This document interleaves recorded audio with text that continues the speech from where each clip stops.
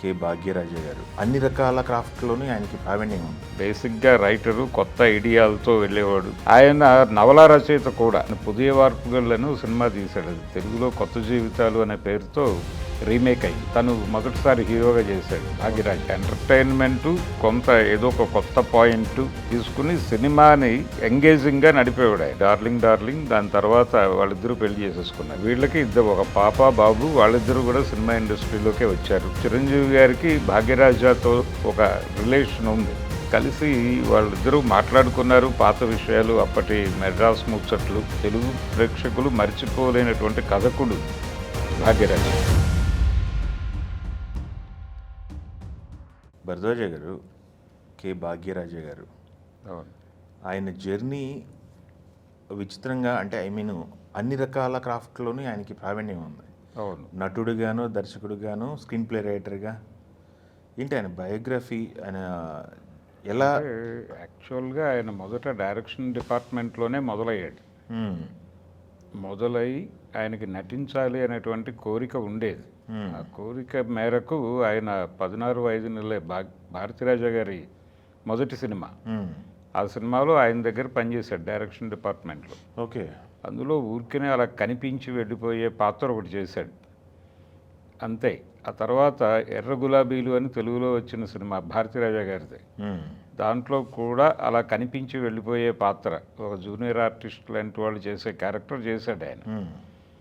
అలా చేస్తూ ఉండగా ఆయన పుదియ వార్పుగళ్ళను సినిమా తీశాడు. అది తెలుగులో కొత్త జీవితాలు అనే పేరుతో రీమేక్ అయింది. ఆ రీమేక్లో హరిప్రసాద్ చేశాడు తెలుగులో. ఆ క్యారెక్టరు తమిళ్లో తను మొదటిసారి హీరోగా చేశాడు భాగ్యరాజు గారు. ఆ క్యారెక్టర్ ద్వారా అతనికి ఒక పేరు వచ్చింది అక్కడ. పేరు వచ్చిన తర్వాత నెమ్మదిగా తను హీరోగాను డైరెక్టర్గాను సినిమాలు చేయాలి అనే దీనిలోకి వెళ్ళి అక్కడి నుంచి మొదలైంది ప్రయాణం. ఓకే. మొదలైన తర్వాత నిజానికి భాగ్యరాజా డైరెక్టర్గా మారిన తర్వాత అది తెలుగుకి సంబంధించినంత వరకు చంద్రమోహన్ గారికి విపరీతంగా ఉపయోగపడింది. అంటే తమిళ్లో భాగ్యరాజా చేసిన ప్రతి సినిమా హిట్ అయ్యేది. ఆ సినిమాని తెలుగులో రీమేక్ చేసేవాళ్ళు. ఆ రీమేక్లన్నీ కూడా చంద్రమోహన్తోనే నడిచినాయి. అది పెళ్లి చూపులు కావచ్చు, రాధా కళ్యాణం కావచ్చు, మూడు ముళ్ళు కావచ్చు. చాలా బాగుంటుంది. మూడు ముళ్ళు సినిమా జంజాల్ గారు రీమేక్ చేశాడు. ఇవన్నీ భాగ్యరాజా గారి కథలే. చిరంజీవి, చంద్రమోహన్ కలిసి నటించినటువంటి ప్రియా అనే సినిమా, ఇప్పుడు హనీ రాజుగా చెప్పుకుంటున్నటువంటి ఎంఎస్ రాజు గారు, ఆయన ఫాదర్ రాయప్రాజు గారు ప్రొడ్యూసర్ ఆ సినిమాకి. ఆ సినిమా కూడా భాగ్యరాజా గారి సినిమా రీమేకే. అందులో తమిళ్లో భాగ్యరాజా చేసిన క్యారెక్టరే తెలుగులో చంద్రమోహన్ చేశాడు. అలా వరుసగా ఆయన ఆ టైంలో చంద్రమోహన్కి వచ్చిన హిట్లన్నీ దాదాపుగా భాగ్యరాజా గారి కథలే. ఆ టైంలో ఆయన చిన్నరాసాను ఒక సినిమా చేయటం, అది తమిళ్లో చాలా పెద్ద విజయం సాధించింది. హిందీలోకి వెళ్ళింది, హిందీలో సక్సెస్ అయింది. తెలుగులో అబ్బాయి గారు అనే పేరుతో వెంకటేష్తో చేశారు. అబ్బాయి గారు ఈవీవి సినిమా. ఓహో, అది భారతీరాజా గారు. అంటే ఈ రాధా కళ్యాణం అనే సినిమా కంటే ముందు భాగ్యరాజు గారు భాగ్యరాజా తమిళ్లో చాలా పెద్ద హీరో అట, ఆయన సినిమాలన్నీ తెలుగులో రీమేక్ అవుతున్నాయి అనేది ఒక చర్చ నడిచేది ఆ టైంలో. ఆ టైంలో డార్లింగ్ డార్లింగ్ డార్లింగ్ అని ఒక టైటిల్తో తెలుగులో డబ్ అయి వచ్చింది ఆయన సినిమా.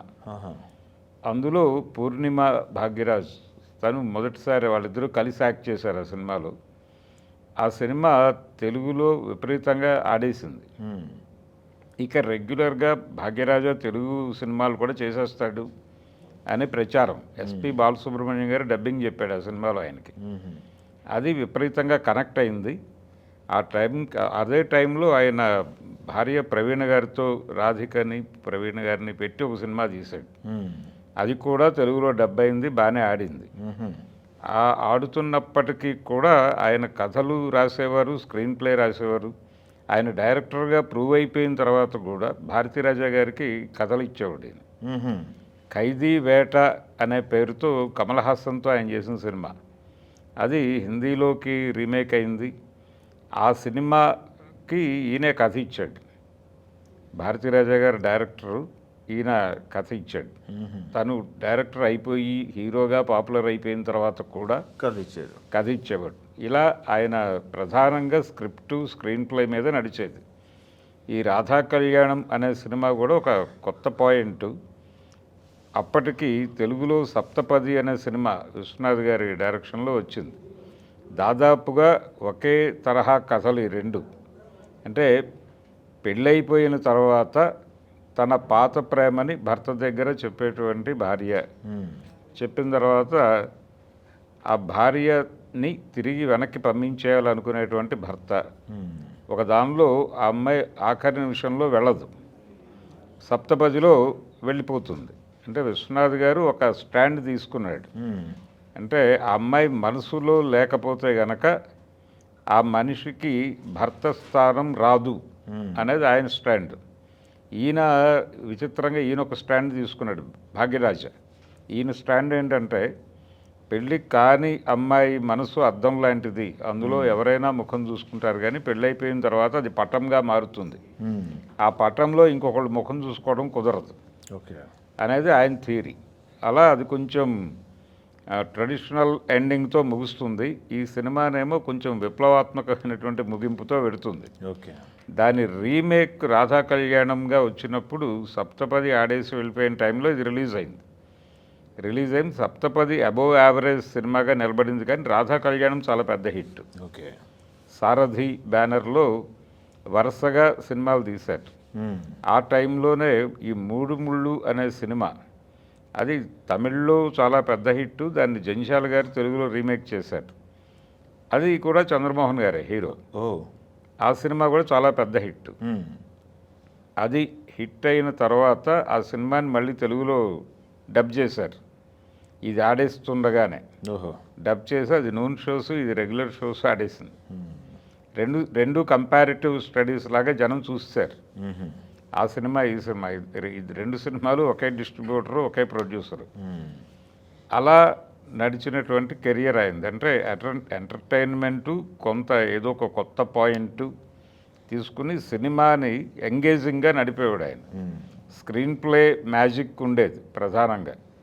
ఈ స్క్రీన్ ప్లే మ్యాజిక్ దాంతోపాటు ఆయన అదే టైంలో కన్నడలో కాశీనాథ్ ఒకడు తనే డైరెక్ట్ చేసుకునేవాడు, తనే యాక్ట్ చేసేవాడు. ఆయన కొంత ద్వంద్వార్థాలు ఆ తరహా కథలు ఎంపిక చేసుకునేవాడు, కానీ ఈయన సినిమాలో ఆ ధోరణి ఉండేది కాదు. ఏదో ఒక పాయింట్ తీసుకుని దాని చుట్టూ ఒక కొంచెం ఎంటర్టైనింగ్ వాతావరణం ఉండేలాగా కథని డిజైన్ చేసుకునేవాడు. అది జనాలని హుక్ చేసేది. ఆ ఎంటర్టైన్మెంట్ ఆయన నడిపే పద్ధతి నచ్చే ఈవీవి సత్యనారాయణ గారు కొంత ఆయన్ని ఫాలో అయ్యాడు ఆ ధోరణిని. పైగా రూరల్ బ్యాక్గ్రౌండ్ సినిమాలు, అర్బన్ బ్యాక్గ్రౌండ్ సినిమాలు రెండింటినీ బ్యాలెన్స్ చేసుకుంటూ వెళ్ళాడు ఆయన. కాకపోతే టేకింగ్ పరంగా భారతీరాజా స్థాయి కాదు, కానీ భాగ్యరాజా ఆయన శిష్యుడే అయినప్పటికీ కూడా ఈయనది వేరే స్కూల్. ఈయనది కొంచెం దాసరి గారి స్కూల్కి దగ్గరగా ఉంటుంది. డైలాగ్ ఓరియంటేషను, ఎక్స్ప్రెషన్స్, యాక్షను ఆ ధోరణిలో నడుస్తుంది. అలా భాగ్యరాజా ఆయన కథలు విపరీతంగా రీమేక్ అయ్యేవి బయట భాషల్లో. ఆయన తమిళ్లో ఒక సినిమా తీస్తున్నాడు అంటే జనాలందరూ వెయిట్ చేసేవారు. పెళ్లి చూపులు అనే పేరుతో వచ్చిన చంద్రమోహన్ గారి హిట్ సినిమాకు కూడా భాగ్యరాజా గారి సినిమానే మూలం. అలా ఆయన అంటే దాదాపుగా ప్రతి హీరోకి సక్సెస్ ఇచ్చాడు. తెలుగులో చంద్రమోహన్ గారికి ఇచ్చినట్టుగానే అక్కడ అనిల్ కపూర్ గారికి వచ్చినటువంటి కొన్ని హిట్స్లో భాగ్యరాజా గారి కథలే ఎక్కువ. ఈ అబ్బాయి గారు హిందీ వెర్షన్లో అనిల్ కపూరే, తర్వాత ఈ రాధా కళ్యాణం హిందీ వెర్షన్లోనూ అనిల్ కపూరే. బాపు గారు డైరెక్ట్ చేశాడు అక్కడ కూడా. అది ఆయనకి ఓ సాద్ దిన్ అనే పేరుతో చేశాడు అక్కడ. నజీరుద్దీన్ షా ఇక్కడ శరత్ బాబు క్యారెక్టర్ చేశాడు. అది కూడా విపరీతంగా ఆడేసింది అక్కడ సినిమా. ఆ పాయింట్ కనెక్ట్ అయింది. అలా అంటే ఒక యూనివర్సల్ పాయింట్. ఆయన పెద్దగా విప్లవాత్మక ధోరణిలో వెళ్ళేవాడు కాదు భారతీరాజా వీళ్ళలాగా. కొంచెం సాంప్రదాయ పద్ధతిలోనే వెళ్ళేవాడు. ఆయన నవలా రచయిత కూడా. ఆయన ఈ డైరెక్షన్ డిపార్ట్మెంట్లోకి రావటానికి ముందు తమిళ్లో కొన్ని నవలలు కూడా రాశాడు. తర్వాత భాగ్య అనే పేరుతో ఒక పత్రిక నడిపాడు కొంతకాలం. ఇలా సాహిత్య గంధం ఉంది ఆయనకి మొదటి నుంచి. ఓహో. ఆ సినిమా ప్రయాణంలో ఆయన డైరెక్షన్ డిపార్ట్మెంట్లో ఉన్న టైంలో ఆర్టిస్ట్గా అప్పుడే అదృష్టాన్ని వెతుక్కునే ప్రయత్నం చేస్తున్నటువంటి ప్రవీణ్ గారిని పెళ్లి చేసుకున్నాడు ఆయన. పెళ్లి చేసుకున్నాడు. ఆ అమ్మాయి తెలుగు అమ్మాయి. పెళ్లి చేసుకున్నారు. అతి కొద్ది రోజుల్లోనే ఆవిడ కామెర్ల వ్యాధితో అది ప్రాపర్గా డిటెక్ట్ కాలేదు. ఓహో.